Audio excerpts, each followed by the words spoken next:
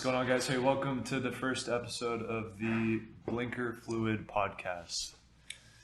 Eventually, we'll have two microphones and probably Right now, some. we're sharing one, and it's very intimate. It's too close. Too close for comfort. Too close for COVID. That should have been the name of the podcast. Too close for COVID. It's okay. It's just the first episode. But I think the idea is car culture, detailing, and a little bit of obsession thrown in there. Just talking about what we're passionate about and what we're obsessed about. We were thinking of bringing in people to tell stories, car-related stories on maybe their builds or whatever they're doing. Maybe some business owners, some local business owners that are in the automotive industry, stuff like that. So we'll kind of figure it out as we go. But my name's Damien, and I own a business called Napa Auto Spa. We're in the office right now where we're filming this. Most of you guys that are probably listening to this or watching this are probably going to be listening from the lens of Napa Auto Spa, because that's where I'm going to be posting it. But you want to introduce yourself and kind of your role in all this? My name's Satch, and I work at Napa Auto Spa for the guy who owns Napa Auto Spa. There you go. And what do you do? I am this is my technical position, the shop manager, and social media video manager-ish. Guru-ish. So I take photos and I clean a lot. Clean stuff. I clean stuff. So this is going to be kind of a short introduction podcast. Just as we start this off, we got a good buddy of mine here to pick up a car that just got ceramic coated. He's going to be here any second. So we just wanted to start it off with a little. Do you still have those true or false things? I can't look. The laptop's right there. So I'll just look at. Just look at me. Don't look at the laptop. There's a laptop just off screen. There's a laptop just off screen that has a bunch of true and false myths about cars, and I'm gonna ask Damien what he thinks about the statement, if he thinks it's true or false, and then we're gonna decide. He's gonna tell us if it's true or false. And then Damien's going to argue why he's right and this is wrong, because that's always how it goes. All right. These are all going to be subjective answers, I guarantee you. Okay. It's more dangerous to drive while talking on a cell phone than totally driving subjective. drunk. There's no way. No, I'd say no. You say it's more dangerous? Well, it depends. Totally depends. Depends if you're... I knew it was going to happen. Wait, talking on the phone? Yes. Oh, yeah. It's more dangerous to be drunk. Yeah. Talking, yeah, because you can have... of what they said. Really?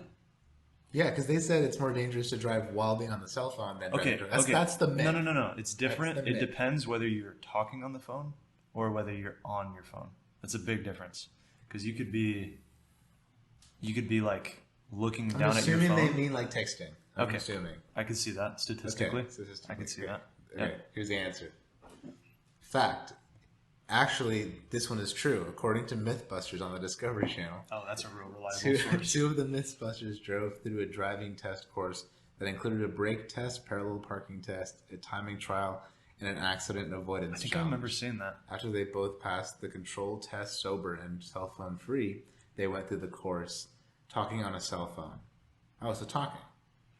Like, I'm guessing like on the phone. And they did worse when they were drunk? You'll probably find it.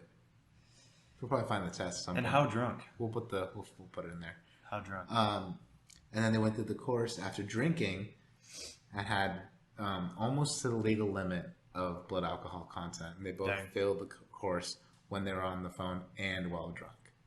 But they failed the cell phone in a much bigger margin. Wow. I wouldn't have guessed that. Cool. Well, let's do second one. I've seen videos on this one, so I'm curious. I haven't read any of these answers, but if you put sugar in a gas tank, it'll ruin the engine. I mean, my initial answer would be yes, but now you're like psyching me out to think that I'm missing something here. Because I mean, I don't know what the makeup is of gasoline, but I know it's like an oil byproduct, right? So I couldn't see any like sugar content in that. So like my guess would be that would be horrible for it. Probably not great, right? Yeah. But I'm gonna be surprised if the answer is yes. So you think it's true? True that it's bad? Yes. I'm gonna say true. Okay, let's find out. Because if you burn sugar, there's got to be like there's no you way. make flan. You don't want to make flan on your engine. Sugar does not dissolve in gas if it's in a solid form. If it's in a liquid form, it simply doesn't mix. It just sits at the bottom of the gas tank. If enough is added, it might eventually clog the fuel lines or filters, but blowing out the lines with compressed air would be a fix to the problem. Yeah, that's a trick answer because they're saying like they didn't ask if you pour it. Wait, if you pour it in your gas tank or if it goes in the engine. Now, if you pour it in your gas tank, it'll okay. Because if it stays in your gas tank, then sure, you could put anything if it stays in your gas tank. You could put a fish. You could put a fish in your gas tank. Put a fish in your gas tank. Yeah, but that's a trick question. Okay, a potato in the exhaust pipe will stop the engine. I feel like an engine needs back pressure to stay on, so I'm gonna say yeah. Okay. I hate this answer, just letting you know. Well, but the potato would just fly out after a while, right?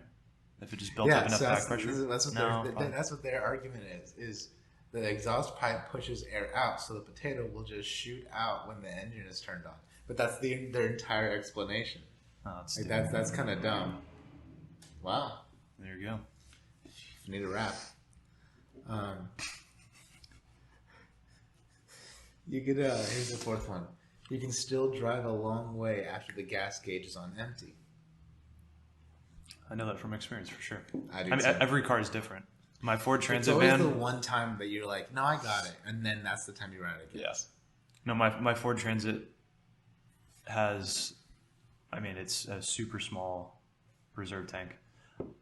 I mean, I don't think cars actually. Everybody says reserve tank, but I don't think they actually have reserve tanks. They just make the gauge go empty earlier than it really is empty. Yeah, I'm not used to having a gas light for my car, like having a low gas. Yeah, I ride that line. I'm like, especially because when we bought it from the lady, she like told me like, oh, be careful once you get down to the last one because it doesn't mean that you have this much left. Oh, I remember that when it hits that, it's over. But I've tested that since having the car, and it seems like you have a good amount of time to get to where you gotta go before you like. I haven't, it hasn't died on me yet. Yeah. So, dude, for my Prius, you can literally go. I feel like you. It's got to be a long time, dude. I've driven like my father-in-law has a Prius. Yeah, we can talk about the reason why I have a Prius later. That's too much of a conversation for one podcast. But the long story short is that the customer's here. Long story short is that I have a daughter and a family, and I'm trying to build a business. So I'll buy something cool later. I think we got to wrap it up there because the customer's here. But stay tuned for more fun, just car related stuff, and we're pretty stupid, so our jokes hopefully will be entertaining. Just so you know, the answer for that one was, it's kind of true.